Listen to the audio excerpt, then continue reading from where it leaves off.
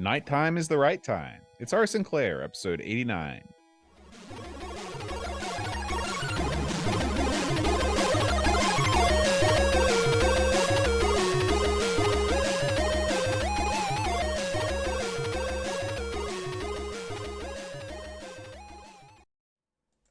Hi, everybody. Welcome to our Sinclair. I'm John. And I'm Aaron. And today, Aaron, we're going to be talking about nighttime. Oh, yeah. Would you consider yourself to be a creature of the night? Oh, good God, yes. I am a night owl. The work in this job I've got now is brutal. Having to get up at like 6 something in the morning, it's killing me, Boat. You've been at it for almost 10 years, though. You haven't gotten used to it. Absolutely not. Well, you know, when I worked a night shift job for many years, 4 to 4 p.m. to 4 a.m. And I always liked it. I'm just always naturally a late night guy. Probably because, well, at first I just always was as a kid. Even when I was a little kid, I stayed up late. But as an adult, it was easier because everybody would go, like my roommates would all be in bed or whatever. You got the free reign, do whatever you want. And then now as a parent, the kid goes to bed, so I got free reign. So normally I don't go to bed till a little after 1. Wow. And then get up around 6:30 or so. And so it's probably not healthy mentally. That could explain my performance at various games. What about you? I am not a night owl at all. I am an early riser. Even on the weekends, I tend to, if I'm up after 7, I consider that wasted time. I'm one of these people that feels like if I don't get something done before 8 o'clock in the morning, that I've wasted my day. Oh man, I feel like if I did anything for the entire day, I'm in good. How do you get up so early? I mean, I guess because of your profession, you had no choice, did you? I've always, I mean, when I was younger, I love to sleep in, but there's something as I've gotten older, I set the alarm. The secret is to put the alarm not in your room. You put the alarm somewhere else that you actually have to get up and walk out of the room to turn off. And then by the time you're out there, you're like, well, I'm already up moving around. Might as well get up. The next secret is the immediate shower after you wake up. If I don't immediately take a shower, I can't wake up. So you're one of those people, if the alarm's real close, you'll just shut it off? I'll just shut it off. I'll just shut it off and roll over. The Chud sets no less than 3 alarm clocks. Same time or different times? I don't know now. He occasionally vary it. I used to live with my good buddy Wes, and Wes was a guy who he used to watch Jurassic Park all the time on loop. No, that was my old roommate Nancy, but Wes would sleep through his alarm clock all the time. I mean, this thing would wake up everyone in the neighborhood. It was so loud, but he was a real deep sleeper. I'm one of these people that I always, since I go to bed so late that my body's in the habit of getting up and instantly taking off. Like, I get up, grab a shower, and hit the road in probably less than 10 minutes. Wow. I mean, I go. Which is, by the way, it's the same thing the Romans used to do. They were the exact same way. So maybe I was a Roman at heart. But they didn't have alarms or even set times to go into work. They would just get up and go. And some of the more prominent Romans would brag about how quickly they could be on the street, after being in bed. That's the way I am. You throw on a toga and you go. Yeah, boy, I wish I could do that. But the last time I tried that, they wouldn't let me wear it in the lab, so that's kind of a bummer. But I'm always the kind of person that just waits till the last minute and then goes. Which is not necessarily a good idea. There's something I've always wondered about you. So now that we're talking about the nighttime, do you have a routine? Do you put on pajamas and do you lounge in the pajamas before you go to bed? Yes. Well, I mean, I wear like shorts and like a tank top everybody knows t-shirt. about your sleeping tunic. But I was wondering, that's more of a winter affair. Okay, but I mean, do you actually like hang out in those clothes? It's not like you put them on immediately before you go to bed. Right, Okay. right. Well, it depends on how busy I am, but yeah, often. I will say the funny thing, like for tonight, if I stream like on a Friday, then like I'm not gonna be sitting here in my PJs, but then I'll put them up for bed. But if I don't do anything that night, then I'll usually put on my relaxing attire and then kick around and watch some TV or something. Yeah, and I know you've got legitimate PJs, don't you? Oh yeah, Like, I don't have any. I love a good pair of pajama pants. I would like to get a pair of matching jammies. But I haven't gone down that road yet, because the ultimate dream is the matching jammies, and then you get the nice velvet robe that you put on over top of that. So you're talking about you and Eep both having matching jammies? Is that what you're saying? I would love that. I would go just to listen. It's 2022, Boat. I think it's high time that you guys got matching 90s. I think that'd be dandy. You know, the 90, there's a lot of advantages to the 90. Easy access to the latrine is one of them. That is, but that could also be a detriment, depending on how that goes. That's if you're not used to like wearing a 90, I've heard. Yeah. You ever sleep au natural? Oh yeah. See, I can't. I don't have it in me. It's sort of not, especially I did it like camp. Also at camp, when I was at camp, I would. Wait a minute, at camp you were sharing a tent with another guy. Yeah, but it would get super duper. Camp's a funny thing. You've been to camp. Some nights it's real cold. And so I would go to sleep in my scout outfit. Sure. It's like already on. I understand that. Good to go. Explain to me the other side. It would be brutally hot. And so I would go, just crawl into, once you get this, what happens in the sleeping bag stays in the sleeping bag. You just take it off. Well, yeah. I was a lot more spry back in those days, but flexible. I'm uncomfortable with my own nudity. Well, yeah. I try not to think about it, to be honest with you. Yeah. Let's talk about nighttime, Aaron. That plays anything but this.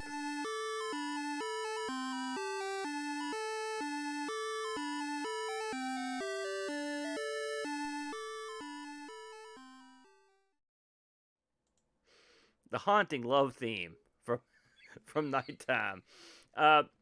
Nighttime, spelled cool guy style, but Tyme. Any thoughts on the spelling of this? Well, I think that when you're in night, obviously you're from the past, and in the past they spelled everything cool guy style, so it's correct. So I didn't think. I mean, this isn't some kind of bizarre spelling that I've not been told about, right? No, that's just what they did back then. Okay. Everything that was an I was a Y. Why isn't there a Y in night? Couldn't they have stuck that in there? Well, the original pronunciation of night, they'd actually said the K. Did you know that? Knight? Yeah, the No, I didn't know that. Yeah, that's proven. What about Knigget?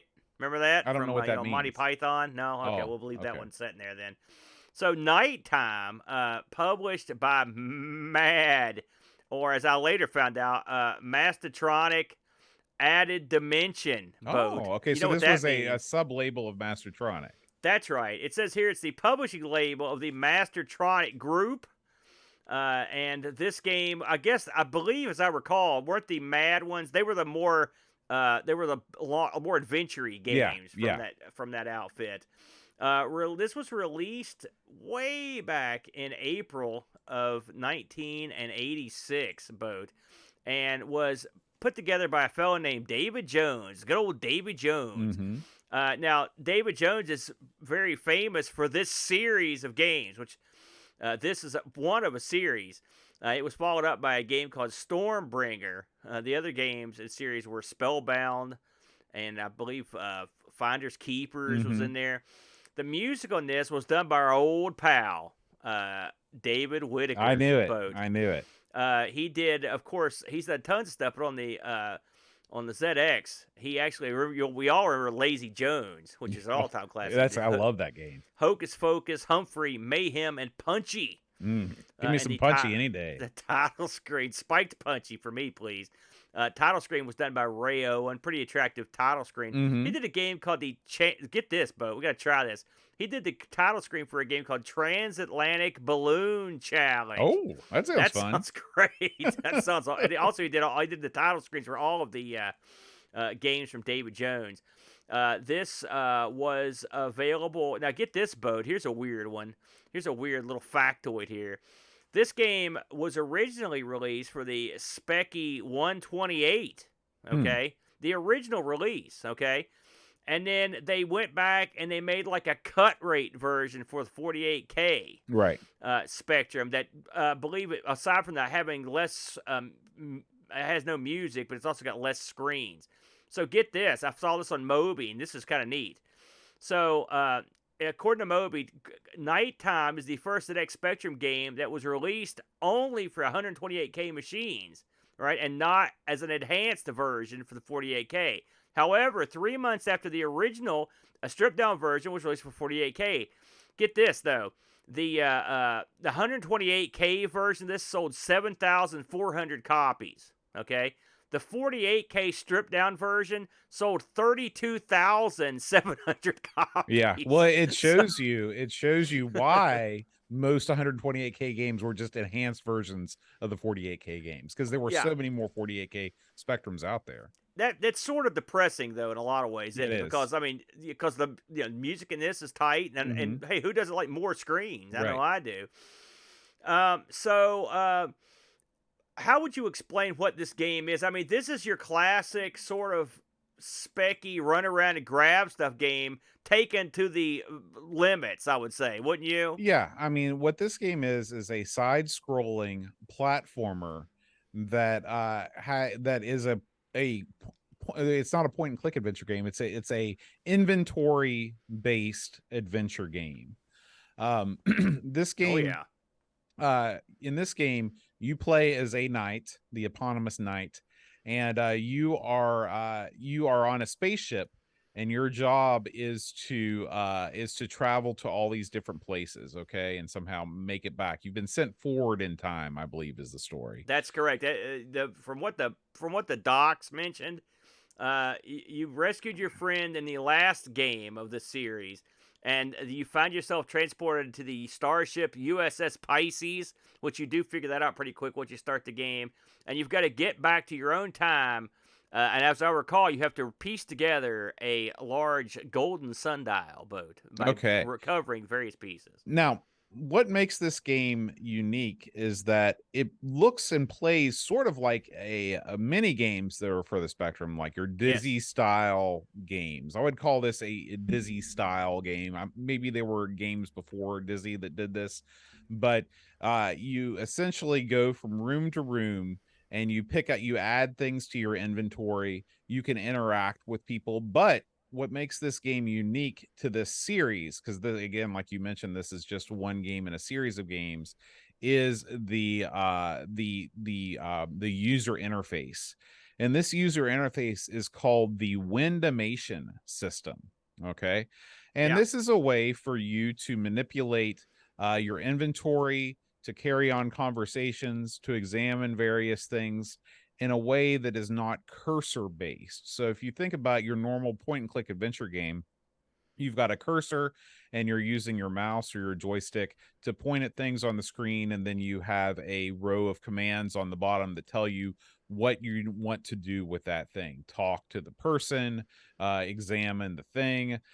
When you don't have a text parser, you're using this cursor. Well, in this game, it works a little bit differently. In this game, whenever you approach an object, you hit your button, and a window pops up, and the window has a series of commands that are in a vertical column that you select with your joystick.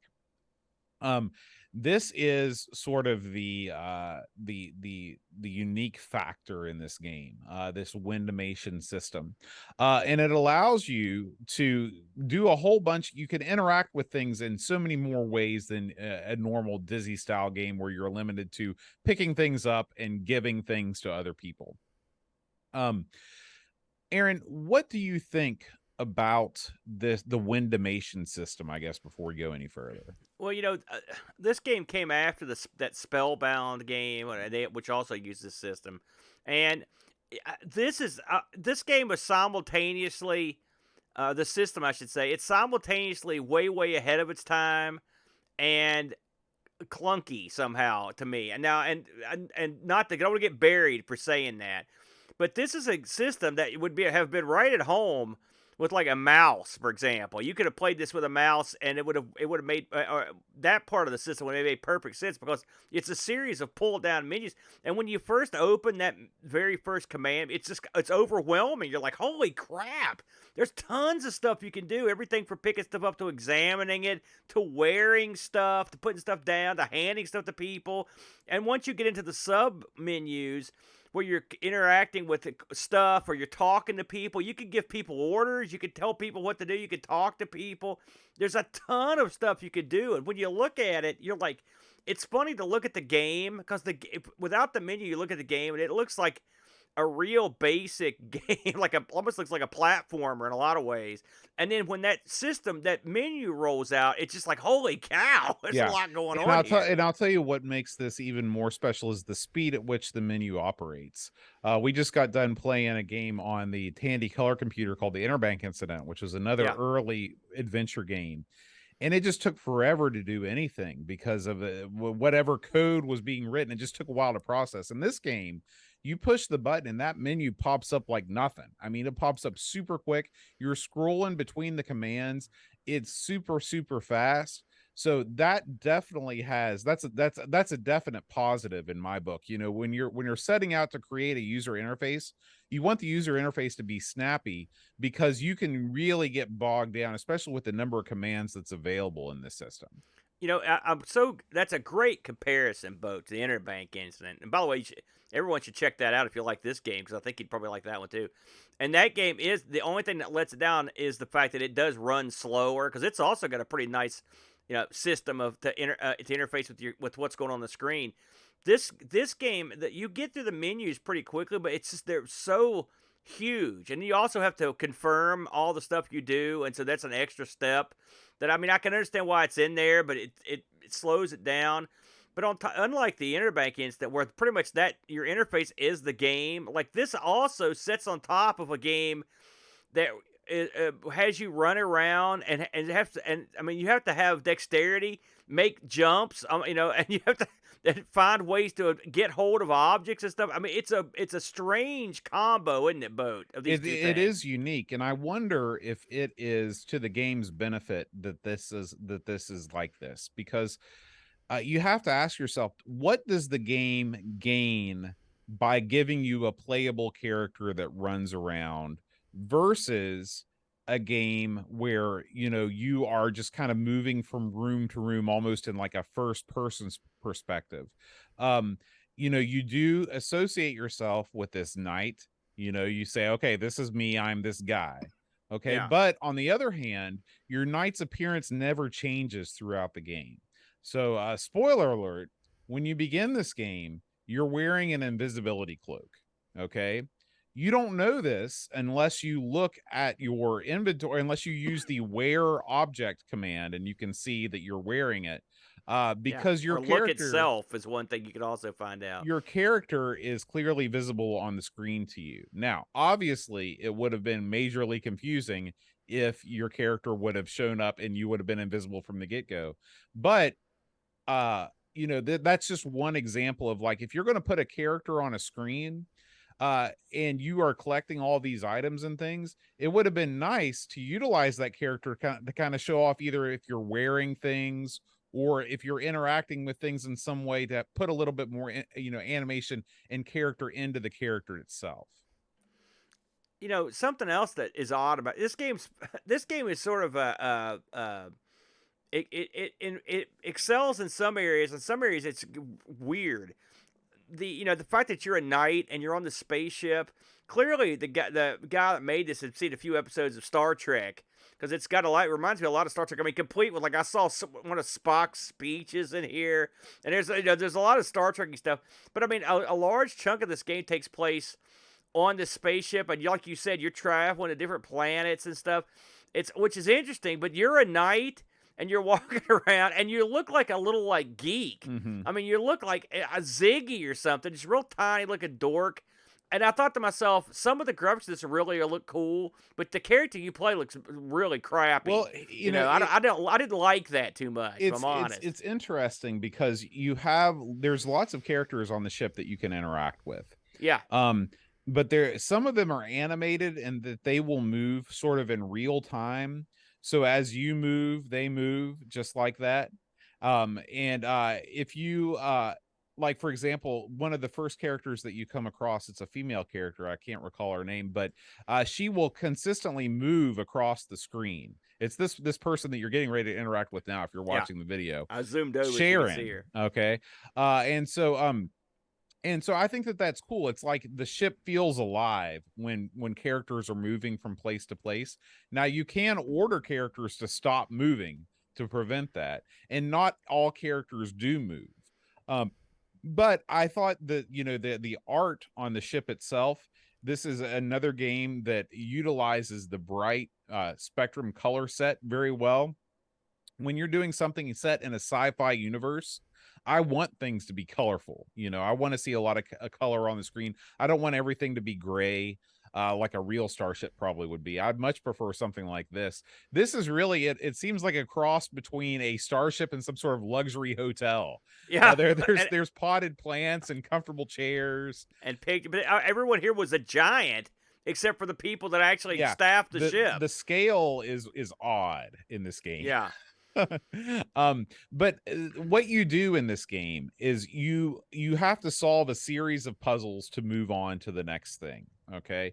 And this game is a classic example of, you know, something that was very common back in the day, which was you throw logic out the window and you basically you interact with every object you possibly can to collect all of the items you possibly can, and then combine those items with every other item you possibly can until magically the solution appears, because it would be next to impossible to figure it out on yourself using the logic of the puzzles in the game. Yeah, I mean, this is a game that is sort of lost in time, right? Because this is the kind of game that you would sell to a teenager who had nothing better to do at home. They'd come home and fire this up and play it all night and mess around with this thing for days. Mm-hmm. And so what that does, and listen, does this game give you the feeling of an adventure? It gives you that feeling that you're going to multiple planets and you're going to different, and you're in a teleporter and you're doing all this stuff. It does feel epic in some ways. It's large. And it would be long to sit down and try to figure all this stuff out. I watched a playthrough on this, and the guy whipped through it super quick. I think it took like 42 minutes. But I thought to myself, this is the most ludicrous playthrough of all time, because it doesn't show you anything about the game. Mm-hmm. It's just someone grabbing stuff, moving it back and forth, and there's no way they could have figured any of this stuff out. Like, that doesn't show you the thought process that you would have to take to do this. So like you said, it's a game where you would just have to grab stuff. And it's another part of the game that, on top of everything else, because your inventory is a huge part, you've got to obtain objects.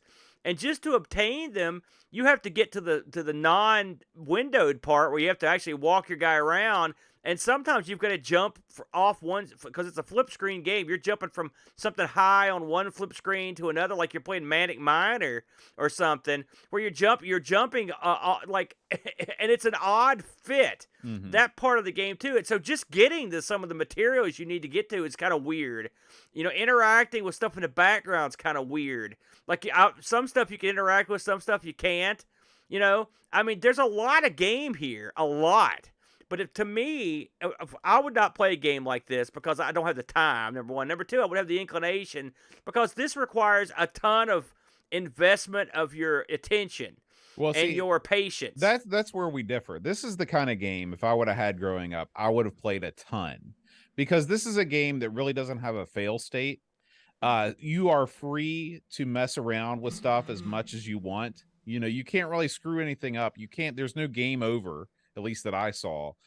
You're basically just left. You're free to roam about this ship and see what the ship has to offer. And you're doing it in such a way that, with each room that you discover, because this game looks so bright and colorful and cool, that it's sort of a reward in itself, even to do the most mundane things. However, this is 2022 me. Yeah. And there are two things that really put me off this game. The first is the absolute inanity of the puzzles. I played this thing for an hour, and I got nowhere. Okay. I had to look at the solution just to get past the first puzzle. And I still don't fully understand how you'd figure it out without looking at a walkthrough. Okay. Yeah. The second thing is the commands. We take for granted what the Scum engine sort of pioneered. How, like, you don't need to have a million different commands to slot it into any kind of game. Give me a use, give me a look, give me a take, You know, you don't need to have all of these sort of esoteric commands. Now, this guy was sort of starting, you know, the developer was sort of starting from square one, and he's like, well, what commands do I need? And instead of trying to consolidate everything into you know, a short list of commands, he wanted to go the more verbose route and Yeah. and give you more specific things. To me, that really takes away from the game. The Well, last the yes, I last agree with that. the last thing that I take away is I would take away the platforming. You know, like there are so many things in this game that are just dumb, like having to put an object down on the floor, like a piece of paper, so you can jump up onto it to get to another. It's just dumb. Oh, It the doesn't. advertisement? Yeah, Yeah, I did that. it doesn't fit the theme of the game. It just doesn't make sense. Even in a game that's wacky, it's too much. It's too much. And so, um, you can leave the character in there and just make it like a point and click adventure game, like a Sam at Max or Maniac Mansion. Walk around, interact with the people. I do like that more than a first person game. You know, I think that was one of the things that I didn't like about Interbank. I like being able to see my guy on the screen. Hmm. I would just, to me, the platforming is just an unnecessary thing, and possibly a holdover maybe from one of the earlier games where there was more platforming action. I haven't touched the other games because I have a feeling we're going to get to them at some point, Hmm. but I just don't see the point of the platforming. You know, the thing is, this game has got a lot of stuff in it that I think would be really cool. Like the actual parts where the starship flies around and stuff. You go to different planets, you go to star bases. The way they hone in the view, the Mm-hmm. way that the crew and stuff looks. That's a cool. I like Yeah, that. it's You great. you go in there to refuel. You go in there and you could beam yourself down and stuff. I liked all that stuff. But you're right. When it comes to the platform, it just seems out of place. There's a game on the CoCo called Trek Boer that is similar to this in terms of the with the Star Trek sort of plot to it. And it was that game was one of the games with the graphics at the top and it's just a regular text game at the bottom, But so it wasn't as advanced as this, but it felt more mature to me. I don't like the idea of this. I don't like the way the night's drawn. I don't mind having a night. I don't. The scenario is okay, but I mean, I know they have to make them kind of cutesy or whatever, maybe for graphical purposes, but I don't like that either. It took me out of it. And you're right. I mean, when it comes to like actually getting anywhere in the actual adventure, I mean, I sucked. I figured out ways to get to the stuff sometimes, and that was kind of fun. Try to figure that out. But in terms of getting anywhere in the game, if it wasn't for like watching videos to get anywhere, I would have never figured any of this stuff Yeah, out. and even as you're watching the playthrough, I mean, you're going to have to make significant maps to even just prevent yourself from getting lost, because this is Yeah. a completely linear adventure. You move left or you move right, you get on a transporter and you're moving left and you're moving right. And so it's very easy to just lose your bearings. So this is a game that does, like you said, require a lot of investment in terms of time. Not a bad thing, just something to be aware of. Yeah, I wanted to mention that this game wasn't just on the ZX. It also got ported to the Amstrad, the Oh C64, and God. the MSX, if you Look can at believe that, that bud. garbage. Well, I mean, it looks pretty It looks like similar. somebody threw up on the screen. It looks That's pretty similar, Bo, no, to no. the. Everything that makes the ZX Spectrum version great is removed. Well, I mean, the color is not as Yeah, attractive on the yeah. C64 version. I'll grant Barf. you that, but I mean, otherwise, it looks almost identical. You could tell this was easily, without a doubt, they ported this over from the ZX, the This is one of those C64. games in the playground battles when you said, "Hey, I've got your friend has a C64 and they're always lording it over you." You say, "Yeah, Yeah. fire up Nighttime sometime and let me know how that Well, goes." I will provide you. Listen, you're a hater. Haters gonna hate. It looks identical to me except for some of the colors. Otherwise, it looks the same. But your mileage may vary. You I also didn't hear don't the see, music. I don't think your guy has the ability to bound across the screen like the guy in the ZX Spectrum version Well, I either. think this guy's the guy in the Commodore 64 version is taking his time. I think Typical the other Commodore guy's user. running around like a maniac. Listen, Yeah. don't be a hater, boat. So I looked up some scores on this thing just to see how it did. Crash gave this a 94. Your Sinclair gave this a 90, and Computer Gamer gave this an 85. Boats. They Mm, were really into it. yeah. I know this series is very, very popular, boat. And so I have no doubt that we've got a lot of interest from our Discord community in this one. Oh yes. Oh yes. We're Yeah. gonna start things off with, man. A lot of reviews to go through here. We're going to start things off with Lord Soup. Lord Soup says, this is the second of a sequence of 3 games, sort of, well, 4. Finders Keepers was a little different. The main sequence were 3 fiendish and fun puzzle games starring Magic Knight, a little knight with a little magic, and if you play him right, a lot of brains. He talks about the Windimation system, and he says the puzzles are challenging but not too obtuse. The humor and adventure are enchanting. Nighttime is, in Lord Soup's opinion, was the best of the series, but I recommend that Puzzle Hounds play the series in order: Spellbound, Nighttime, and Stormbringer. You'll laugh, you'll curse, and they'll be sulking with puzzles before you complete each adventure. But as Arnold would say, do it now. Will Brooker writes, I have fond memories of Finders Keepers, a budget game I bought randomly with a spare couple of quid in my school trousers and enjoyed for the rest of the day, but never played the more arcade adventure follow-ups about Magic Knight. So I am approaching this with no experience and no nostalgia. I simply didn't get into it, and rather than dismiss it, I've been thinking about why it doesn't appeal to me. On one level, I never got along with this genre of walking around, picking up objects, and dropping or combining them to solve puzzles. The solutions always seemed much too obscure and required too much wandering back and forward. But more than that, I played games to enter another world and lose myself in new environments. Rebel Star Raiders, The Hobbit, Mercenary, Shadowfire, Tir na Nog, Lords of Midnight, Saberwolf, Elite, Death Chase, all games in completely different genres, but they allowed me to become part of their world by combining the on-screen descriptions or depictions with my imagination. With Nighttime, I don't feel like I'm actually in the world. On the scene of the bridge near the start, Magic Knight is a medium-sized sprite walking past 2 large alien pilots who seem to be part of the background rather than interactive characters. The rest of the ship consists of flat furniture floating against a black background. It doesn't look like an attempt to create real space, more like a bunch of props. The first character you encounter is called Sharon, but she's just a static, weedy-looking monster graphic with no personality or movement. I found it very difficult to fool myself that I was exploring a spaceship rather than just moving from screen to screen, looking at unimaginative graphics.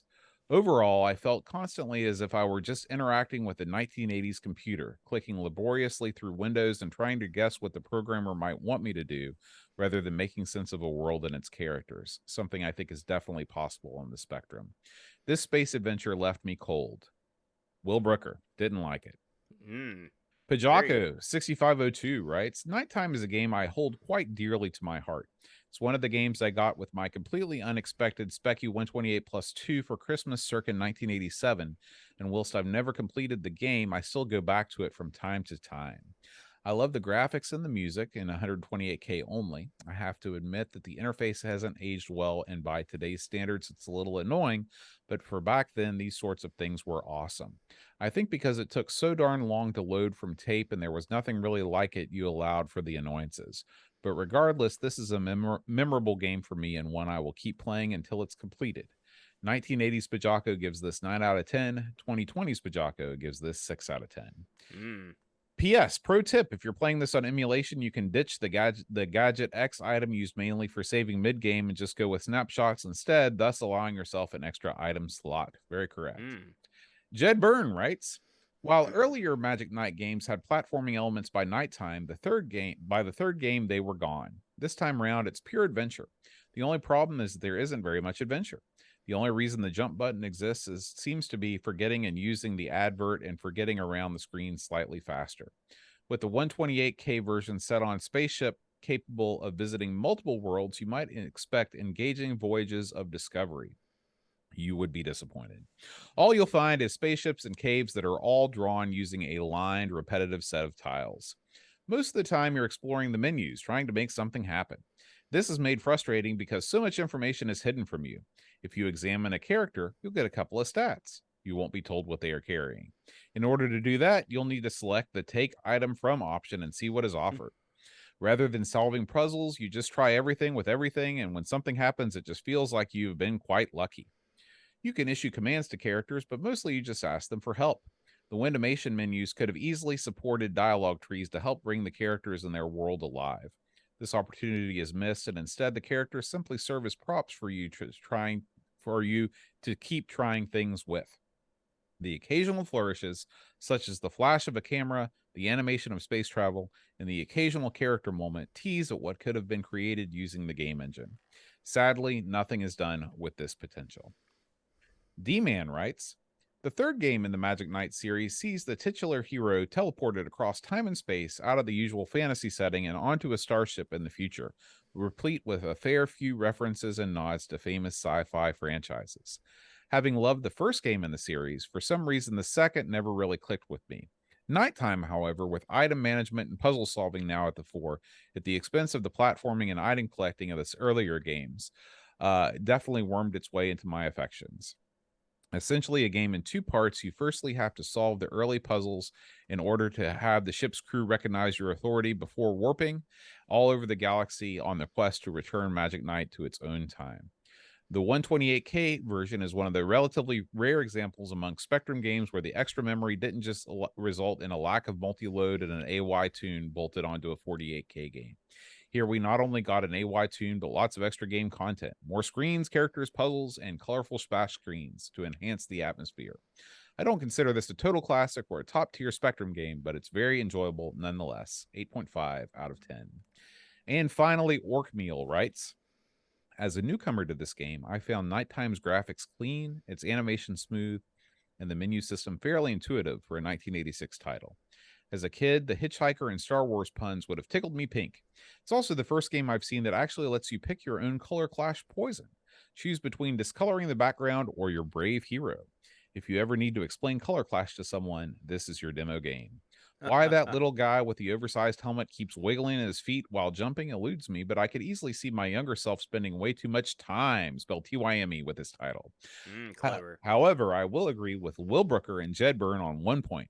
It does seem to require the tenacity of a virile teenager to keep examining, reading, and commanding everything and everyone in your path, and yet until yet another puzzle bites the 8-bit dust.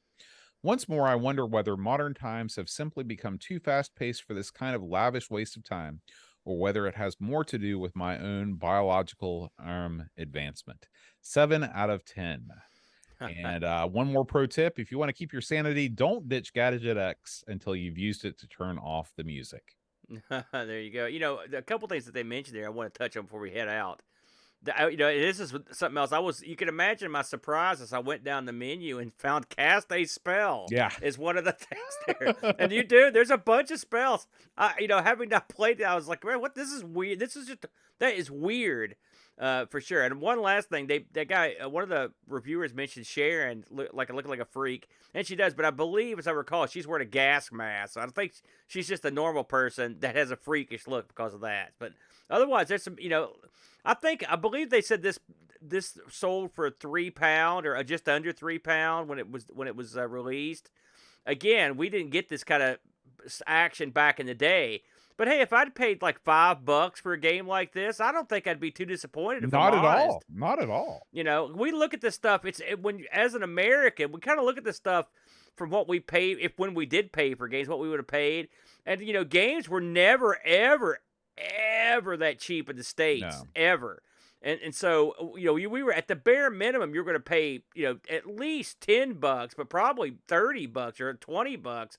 So gets up to for under $5 and at the time, I would probably have felt pretty good about that. I would have pirated less too, Bo, if I'm honest. Yeah. I mean, these budget titles, time and again, show themselves to be one of the best values on the platform. So. I should also, just as we close it down here, I checked on eBay to see the availability of this. By the way, we have multiple copies of this boat in our collection, and this complete tape can be purchased for under $10. All right, so, quite a bargain. All right, Aaron, it's time to leave Nighttime. Of course, we want to thank all of our supporters. We have so many supporters, Aaron. So many that I've forgotten to pull up the document that lists all of them. Here it is. So we want to give big props. It was tricking you. We want to give big props to our Clive's Club, the group of folks that selects the games that we play every week. Mr. Rocket, Mitsuyama, Richard Goulstone, Paul Bossman Harrington, McChessers, Jed Byrne, Justin Tidpot Gamer, Orkmeal, and Paul, aka Hermsky. And of course, if we get to that $200 a month thing on Patreon. Our Sinclair will morph into a monthly show. So if you'd like to help make that happen, you can head on over to patreon.com/Our Sinclair and help. And that leads us to our Sinclair supporter roll call, which includes Pajako6502, Will Brooker, Wonderly Chesum, Stephen Wilcott, Chartel, Nathan Mills, Doug Berry, Jigglebox, David Terrace, Andrew Waite, Eric Nelson, Captain Crispy, Laurent Giroux, Mark Downey, Peter Mulholland, Chris Folds, Mark Durham, and Pixels at Dawn. Thank you, everybody. Of course, if you like our format and you want to hear more, feel free to check out our other shows, Amigos, Everything Amiga, the CoCo Show, which is all about gaming on the Tandy Color computer, 1200 XL, about the Atari 8-bit, the Atari ST Show, and ARG Presents, where Aaron and the Brent spin the wheel and make the deal. All of these shows can be found on the Amigos Retro Gaming YouTube channel or at anchor.fm/Amigos Podcast. Aaron, well done, Boat. What are we going to be playing next week? I've got no idea. Let's find out. Oh, roller coaster. Man, I hope that song's in it. I love that song. That is, I don't like it, but there What? you go, roller coaster. I never liked that. The Ohio Players? I love the Ohio Players. It's just not one of my favorite tunes, Boat. This is roller coaster for the 48K Spectrum. It looks like it's from Elite. Yeah. So this should be fun. I have no idea about this one. Me neither. We'll find out. Thank you guys so much for listening, and rewind tape. And press play.